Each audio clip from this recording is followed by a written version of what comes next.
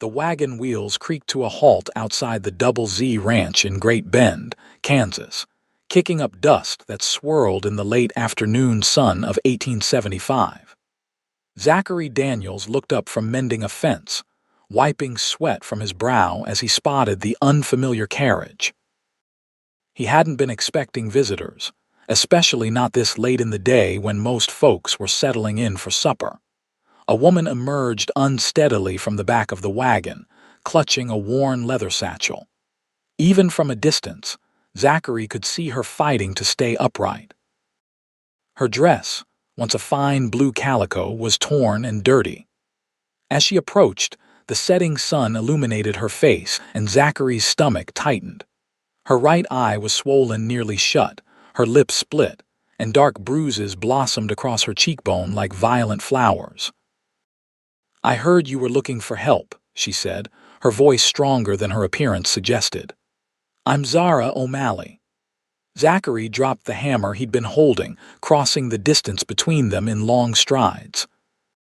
The closer he got, the worse she looked, trembling with exhaustion, face marred with bruises in various stages of healing, and what appeared to be dried blood on her collar. "Who did this to you?" The words escaped his lips before he could think better of them, his voice a low growl of anger directed at whoever had laid hands on her. Zara's chin lifted slightly despite the evident pain it caused her. "No one who'll find me here," she replied, swaying slightly. "I can cook, clean, mend, and I'm good with animals.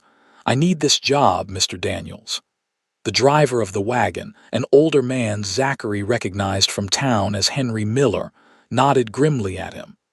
"Found her at the stage depot, asked if anyone was hiring." "Thought of your place.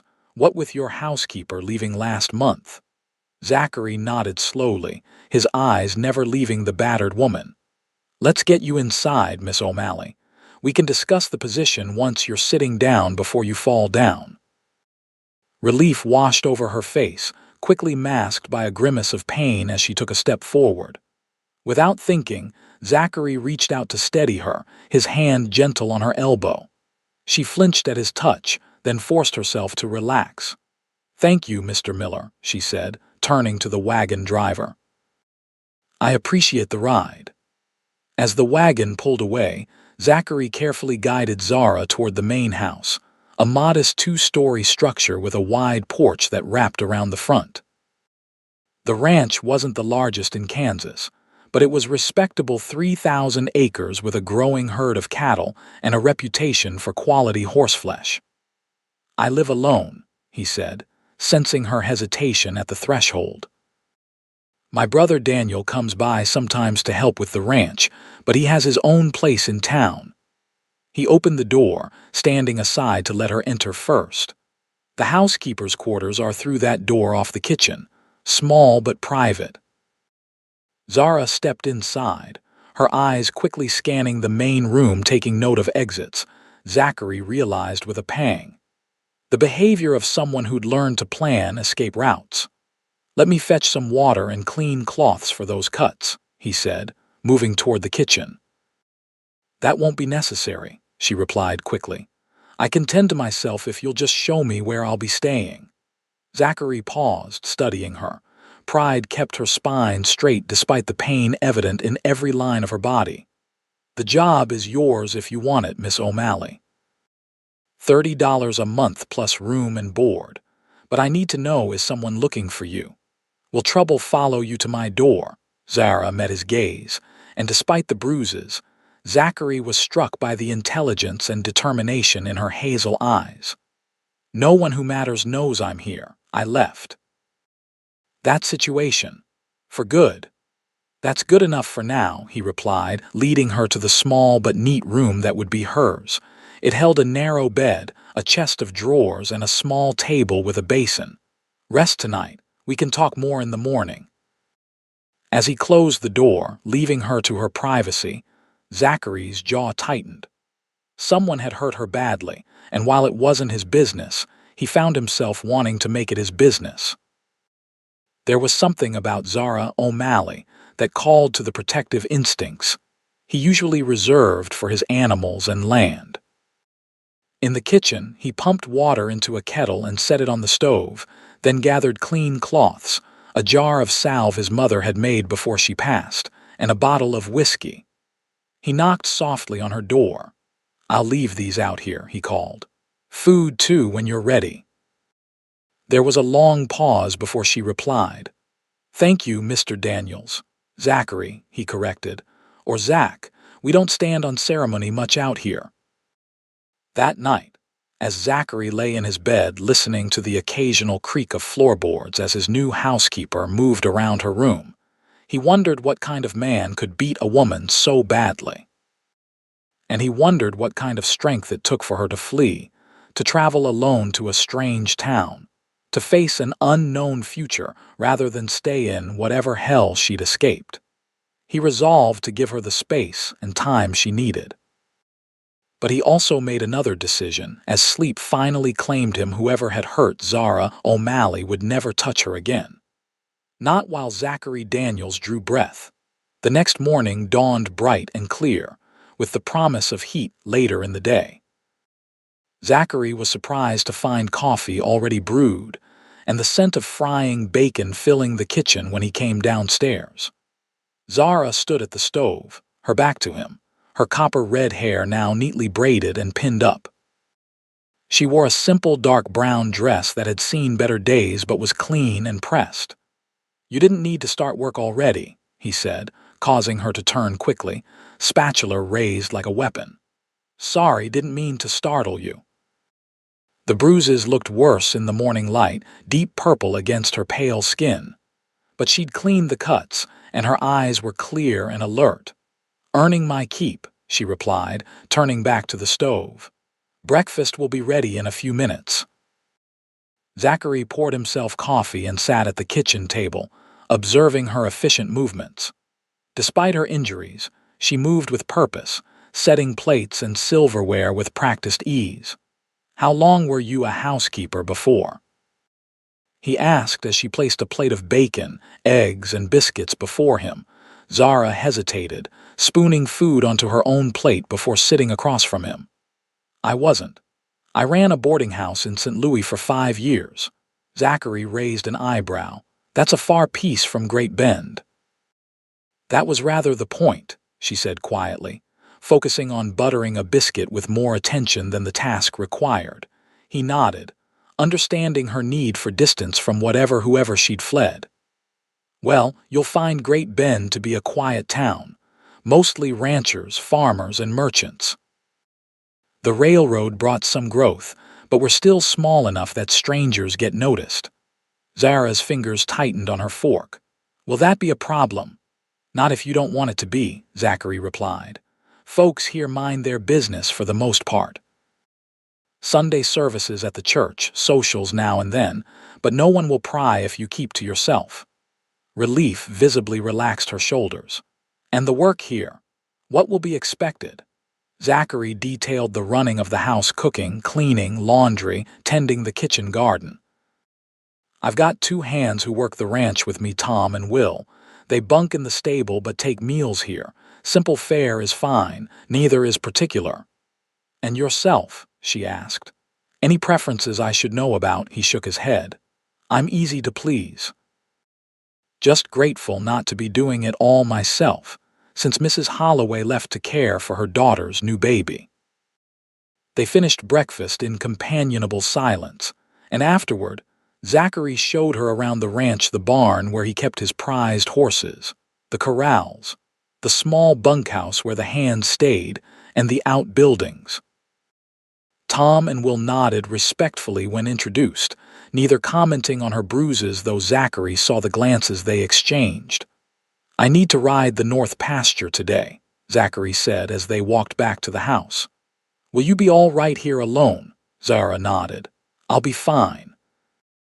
I should inventory the pantry and make a list of supplies needed." "Town's 8 miles east," he told her. "I usually go in on Saturdays for supplies. You're welcome to come along if you need anything." "Thank you," she said, turning toward the house before pausing.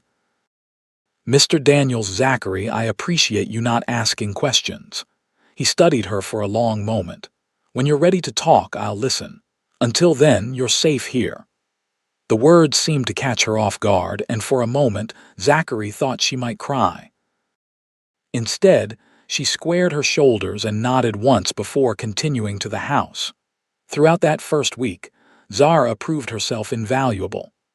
The house, which had grown dusty and disorganized in the month since Mrs. Holloway's departure, became spotless. Meals appeared on time, the laundry was done, and somehow Zara even found time to replenish the dwindling supply of preserved vegetables in the root cellar. But it was the evenings that began to shift something in Zachary's heart. After the day's work and dinner, they would sit on the porch, Zachary smoking his pipe, Zara mending or simply watching the sunset. At first, conversation was stilted, careful, but gradually they began to share small pieces of themselves. Zachary told her about inheriting the ranch from his father 5 years earlier, about his dreams of expanding the horse breeding operation, about his brother Daniel who chose to become a lawyer in town rather than work the land. Zara shared less but opened up in small ways her fondness for reading, her skill with herbal remedies learned from her grandmother, how she'd come to America from Ireland as a child. She never mentioned St. Louis or what had happened there, and Zachary didn't ask. As her bruises began to fade from purple to yellow-green, Zara's true beauty emerged. Her face, free from the swelling, revealed high cheekbones, a delicate nose, and expressive hazel eyes that sometimes shone with flecks of gold in the sunlight.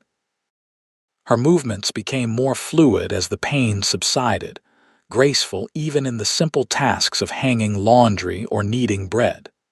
Zachary found himself watching her when she wasn't looking, admiring the curve of her neck as she bent over her sewing, the way her hands moved confidently as she worked. It troubled him, this growing attraction. She was his employee, and moreover, she was clearly recovering from some terrible trauma. The last thing she needed was her employer developing feelings for her. So he buried those feelings deep, focusing instead on being a fair employer and, he hoped, a friend. Someone she could trust in this new place she'd chosen to rebuild her life. On Saturday, true to his word, Zachary hitched up the wagon for the trip to town.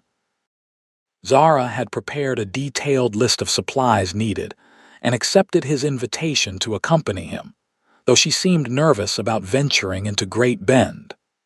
"Most folks will be curious," he warned her as they set out, the morning sun promising another scorching day. "We don't get many newcomers, especially not." He trailed off, not wanting to reference her injuries. "Especially not battered women arriving unannounced," she finished for him, her tone matter of fact. "I'm not ashamed, Zachary. I didn't cause these bruises, though I wore them." He glanced at her, struck by the quiet dignity in her voice. "No, you surely didn't, and anyone with sense would know that." Great Bend was bustling with Saturday activity when they arrived. Farmers and ranchers had come in for supplies.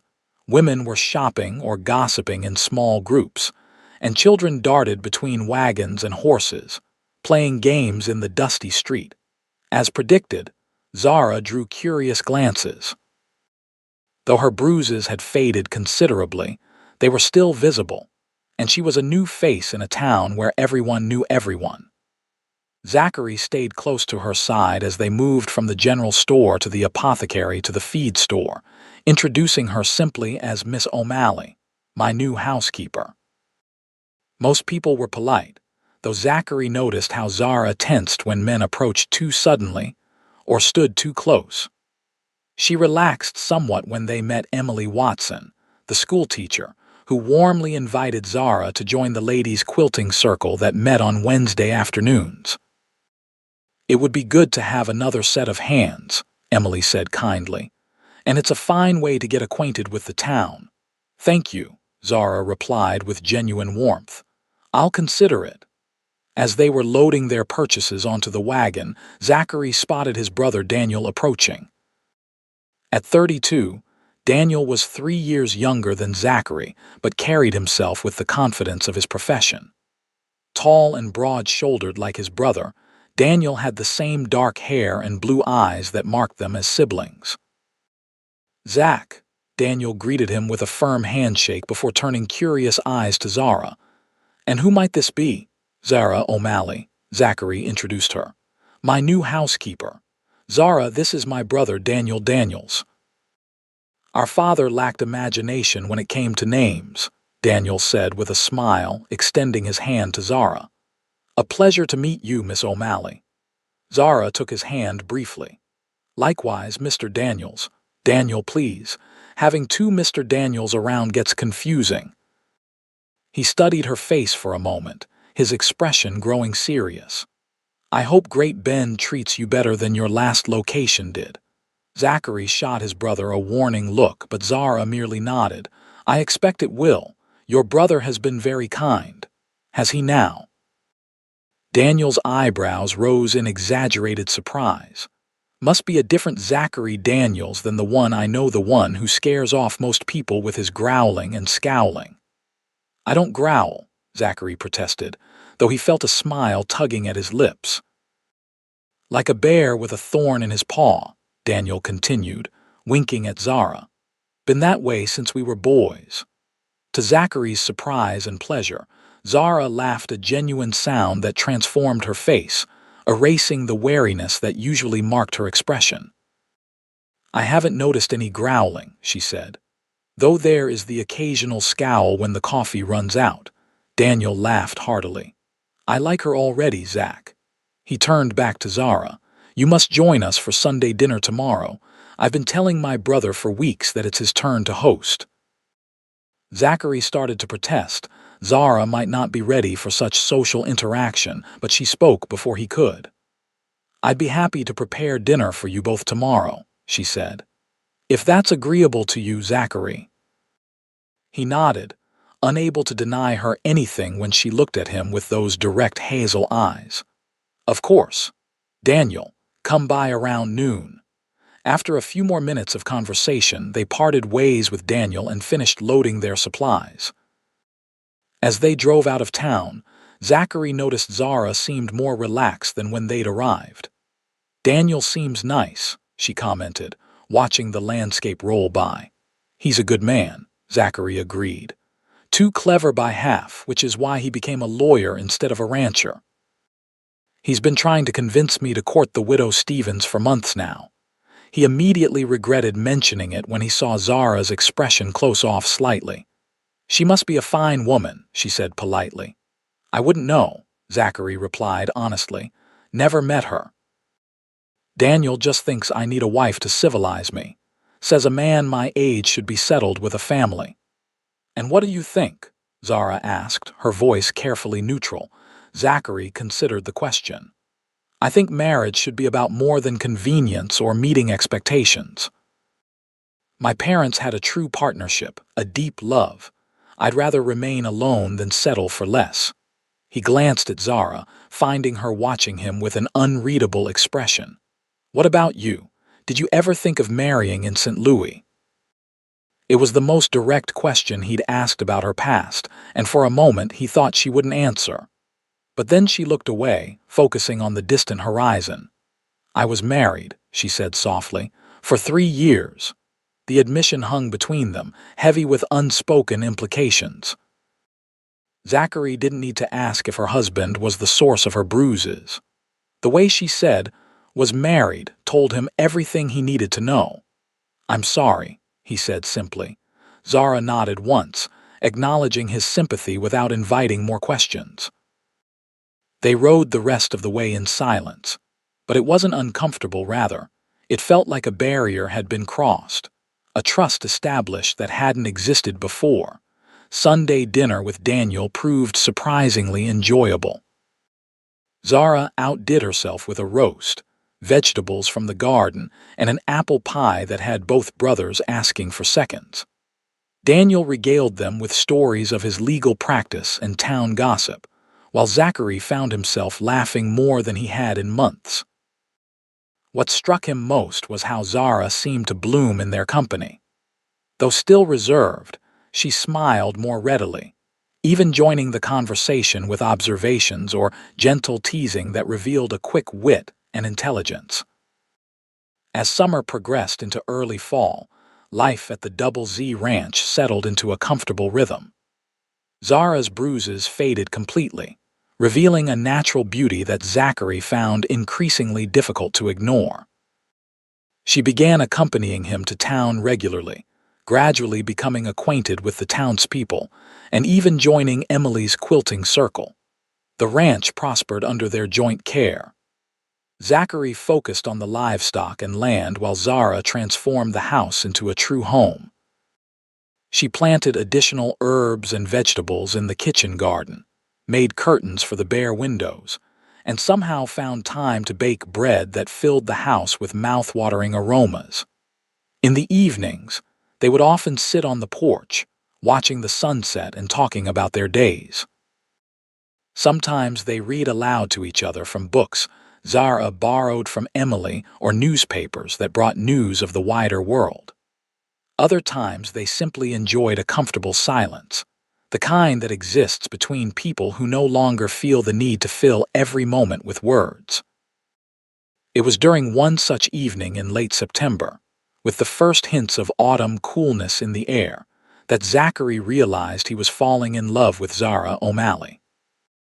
She was describing her plans for preserving the last of the summer vegetables, her hands animated as she spoke, when the thought struck him with absolute clarity.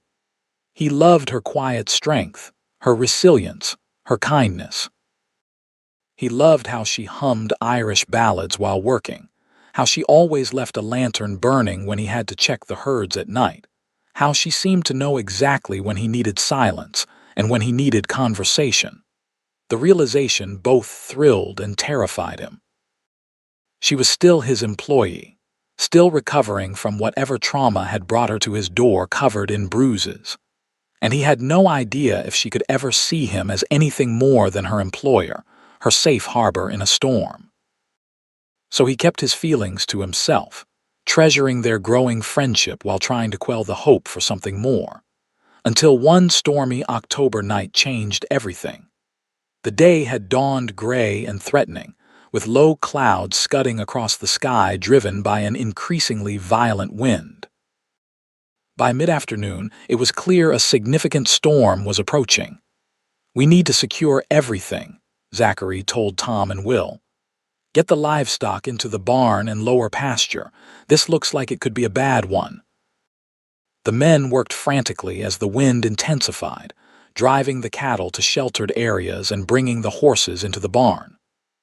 Zara helped too, gathering chickens into the coop and securing loose items around the yard that might become dangerous projectiles in high winds. By nightfall, rain was coming down in blinding sheets, and the wind howled around the eaves of the house like a living thing. Zachary came in from a final check of the barn, soaked to the skin despite his oilskin coat. "Here," Zara said, meeting him at the door with towels and a steaming cup of coffee liberally laced with whiskey. "You'll catch your death out there." "Animals are secure," he reported, gratefully accepting both the towels and the drink. "Tom and Will are staying in the barn tonight to keep an eye on things." Lightning flashed, illuminating the kitchen in stark white light, followed almost immediately by a crack of thunder that shook the windows. Zara flinched, but quickly composed herself. "I've got Stu keeping warm on the stove," she told him. "Change into dry clothes and I'll have a bowl ready for you." Zachary did as instructed, the domestic scene striking him forcefully as he came back downstairs to find Zara ladling thick beef stew into bowls. This is what it would be like to be married to her, he thought, coming home to warmth and care after facing the elements, sharing meals and conversation, building a life together. They ate by lamplight as the storm raged outside, the comfortable silence between them punctuated by the crash of thunder and the steady drumming of rain on the roof. After dinner, they moved to the parlor, where Zara had built up the fire against the unusual chill. "Do you think the storm will pass by morning?" she asked, settling into her usual chair with her mending. Zachary shook his head, stoking the fire. Hard to say. These autumn storms can be unpredictable, might last hours or days. Another flash of lightning, another boom of thunder, this one so loud it made both of them jump. The lights flickered ominously, and then the room plunged into darkness as the lamps went out. "Stay where you are," Zachary said calmly. "I'll get more lamps." But before he could move, a strangled cry from Zara froze him in place. In the dim light from the fireplace, he could see her pressed against the back of her chair, her face a mask of terror, her breathing coming in short, panicked gasps. "Zara." He approached slowly, concerned by her obvious distress. "It's just the storm. We're safe here." She didn't seem to hear him, her eyes wide and unfocused, her hands gripping the arms of the chair so tightly her knuckles showed white. Another crash of thunder sent her into even greater panic. "No, please," she whispered, and Zachary realized she wasn't seeing him at all. She was somewhere else, trapped in some terrible memory. He knelt before her chair, careful not to touch her. "Zara, it's Zachary. You're at the Double Z Ranch in Great Bend. You're safe." Slowly, her eyes focused on his face, recognition dawning. "Zachary, I'm right here," he said gently. "No one is going to hurt you, not ever again." The words seemed to break something inside her. With a sob, Zara collapsed forward into his arms, trembling violently. Zachary held her carefully, one hand stroking her back in soothing circles as she cried. "I'm sorry," she gasped between sobs. "The storm, it reminded me the night I left." "SHH," Zachary murmured, continuing the gentle motion of his hand on her back. "You don't need to explain." But perhaps she needed to tell someone, because the words poured out of her in a rush, as if a dam had broken. "My husband, Patrick, he was kind when we married, or I thought he was, but he began drinking heavily after his business failed. The first time he hit me, he cried afterward, promised it would never happen again." Zachary held her closer, anger building in his chest at the man who had hurt her, but he remained silent, letting her speak. "But it did happen again, and again, each time worse than the last. I tried to leave twice before, but he found me both times, brought me back." Her voice dropped to a whisper. "The last beating was the worst. I thought he would kill me. There was a storm that night, too. When he finally passed out from the whiskey, I took what little money I had saved and ran." "You were incredibly brave," Zachary said, his voice rough with emotion. Zara pulled back slightly to look at his face, her cheeks wet with tears. "I was terrified. I'm still terrified sometimes. He swore if I ever left again, he would find me and kill me." "He won't find you here," Zachary promised fiercely. "And if he did, he would have to go through me first." Something shifted in her eyes, then surprise, followed by a warmth that made his heart race. "You would protect me." "With my life," he answered without hesitation, the words carrying the weight of absolute truth. For a long moment they stayed like that, kneeling before the fire, faces inches apart, something unspoken passing between them. Then, so slowly it might have been Zachary's imagination, Zara leaned forward and pressed her lips gently to his.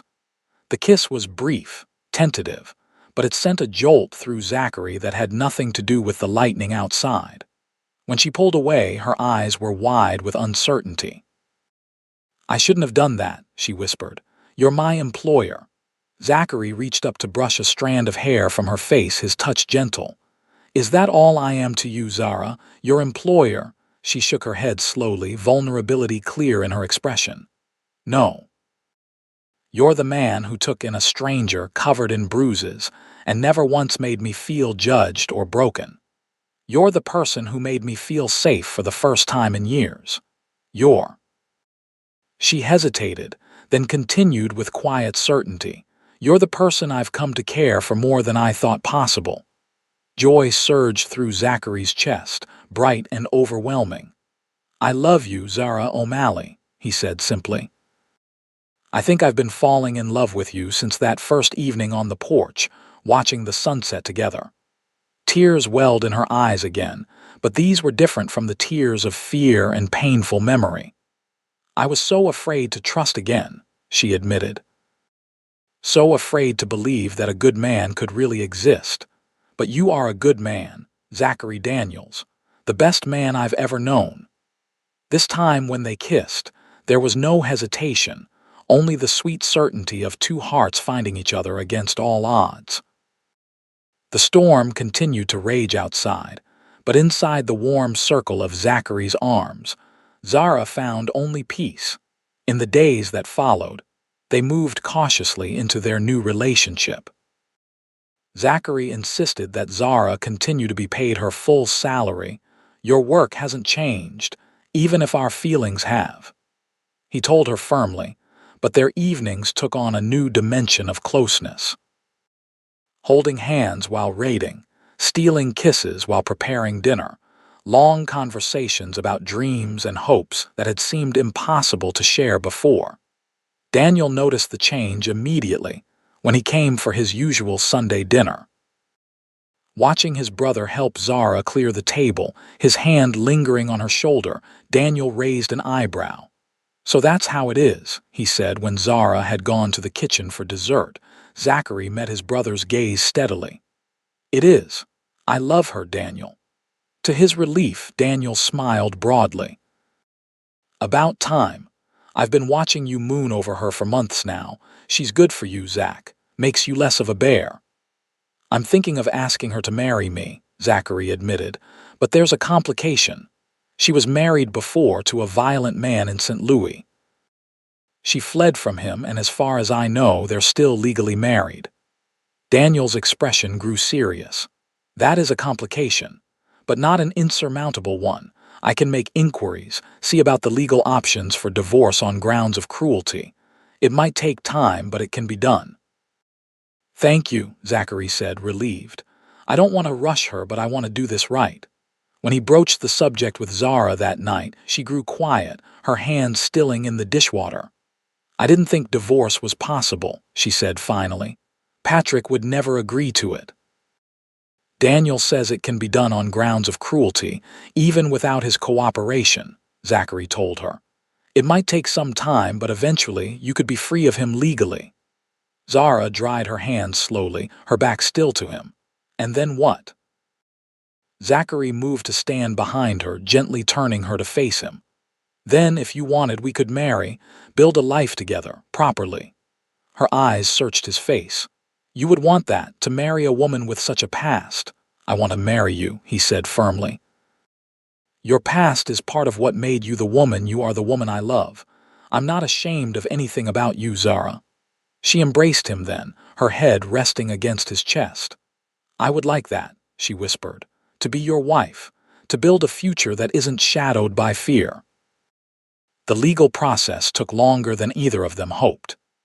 Daniel worked diligently, filing papers in St. Louis, gathering evidence of Patrick O'Malley's cruelty from Zara's former neighbors and the doctor who had treated her injuries. Through the winter of 1875, into the spring of 1876, Zachary and Zara continued their life together at the Double Z, their love deepening with each passing day.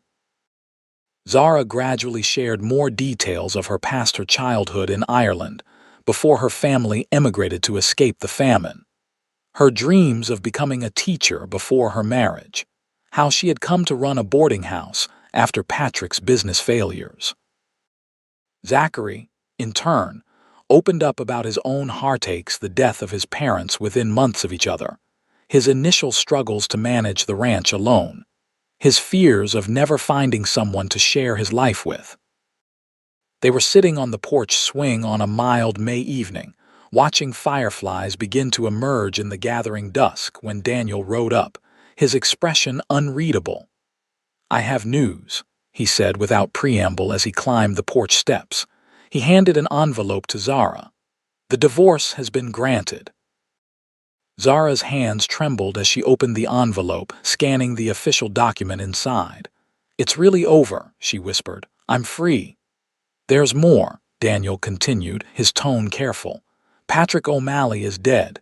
He was killed in a bar fight 2 months ago. Zachary felt Zara stiffen beside him. "Dead," she repeated, her voice hollow. Daniel nodded. "The judge granted the divorce posthumously to clear your legal status, but even without it, you would have been a widow." A complex mix of emotions crossed Zara's face: relief, shock, and something that might have been grief. Not for the man he had become, but perhaps for the man she had once believed him to be. "Thank you for telling me," she said finally. "For everything you've done, Daniel." He smiled gently. "Consider it a wedding gift. That is, assuming my thick-headed brother has properly proposed by now." Zachary shot his brother an exasperated look before turning to Zara. "I was waiting for the legal issues to be resolved. I wanted to do things right." "And now they are resolved," Daniel pointed out. "So what are you waiting for?" With a shake of his head at his brother's lack of subtlety, Zachary took Zara's hands in his. "This isn't how I planned to do this, but Daniel's right about one thing: I've been waiting for the right moment. And maybe that moment is now." He slid from the swing to one knee before her, still holding her hands. "Zara O'Malley, I love you more than I ever thought possible. You came into my life unexpectedly, bringing strength and light and hope with you. Would you do me the honor of becoming my wife?" Tears spilled down Zara's cheeks, but her smile was radiant. "Yes," she said simply. "Yes, I will marry you, Zachary Daniels." Daniel whooped with delight as Zachary rose to kiss his future bride, holding her as if she were the most precious thing in the world, which to him she was. They married 3 weeks later in the small white church in Great Bend. The whole town turned out for the ceremony. Zachary was a respected rancher, and Zara had won many friends through her kindness and quiet dignity in the months since her arrival. Emily Watson helped Zara make her wedding dress, a simple but elegant creation of ivory satin with lace at the collar and cuffs. When Zachary saw her walking down the aisle toward him, her copper hair crowned with wildflowers, he thought his heart might burst with happiness. Their vows were traditional but spoken with deep sincerity, each word a promise neither took lightly. When the minister pronounced them husband and wife, Zachary kissed Zara with tender reverence, sealing their commitment before God and their community. The celebration afterward at the Double Z Ranch lasted well into the evening, with music and dancing, food and laughter. As the last guests departed, Zachary took his wife's hand and led her to the house, their home now, in a new and profound way. "I have something for you," he said, retrieving a small wrapped package from his desk drawer. "A wedding gift." Zara opened it carefully to find a small silver key. "What's this?" "The key to the front door," Zachary explained. "I know it seems simple, but I wanted you to have it as a symbol. This is your home now, truly and legally. No one can ever force you to leave or return against your will. You are free and you are loved exactly as you are." Tears filled Zara's eyes as she closed her fingers around the key. "It's perfect," she whispered. "The most meaningful gift I've ever received." In the years that followed, the Double Z Ranch thrived under their joint care. Zachary expanded the horse breeding operation as he'd always dreamed, while Zara established a small school on the property for the children of neighboring ranchers too far from town to attend regularly. Their family grew too. In the spring of 1877, Zara gave birth to a son they named Michael, after Zachary's father. 2 years later came a daughter, Rose, with her mother's copper hair and her father's blue eyes. And in 1881, they welcomed another son, Thomas, completing their family. The bruises that had marked Zara's face when she first arrived at the Double Z faded long ago. But the strength that had brought her there, the courage to flee an intolerable situation and build a new life, remained. It showed in how she taught her children to stand up for what was right, how she helped other women in difficult situations, how she faced each of life's challenges with quiet determination. Zachary never forgot that first day, the wagon wheels creaking to a halt, the battered woman asking for work. his own instinctive anger at whoever had hurt her. Sometimes, on quiet evenings when they sat on the porch watching their children play, he marveled at how that moment of crisis had led to such profound joy. "What are you thinking about?" Zara asked on one such evening, their 20th wedding anniversary approaching. Zachary smiled, taking her hand in his. "I was thinking about beginnings, about a brave woman who arrived at my ranch covered in bruises but never broken, about how loving you has been the greatest privilege of my life." Zara leaned against his shoulder, her face peaceful in the golden light of sunset.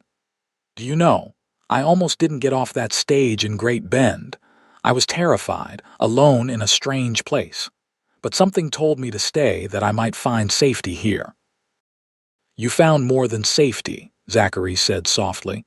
"You found home, and I found the other half of my heart." As darkness fell gently over the Double Z Ranch, stars appearing one by one in the vast Kansas sky, Zachary and Zara sat together in the comfortable silence of two people who had weathered storms together and emerged stronger for it. Their journey hadn't been without challenges, life rarely is, but they had faced each one side by side. Their love a shelter in difficult times and a celebration in joyful ones. From bruises to blessings, from fear to family, theirs was a love story written not in grand gestures but in daily kindnesses, unwavering support, and the quiet courage to believe in second chances. And as they watched their children grow and the ranch prosper, they knew with absolute certainty that some journeys, no matter how painfully they begin, can lead to the most beautiful destinations.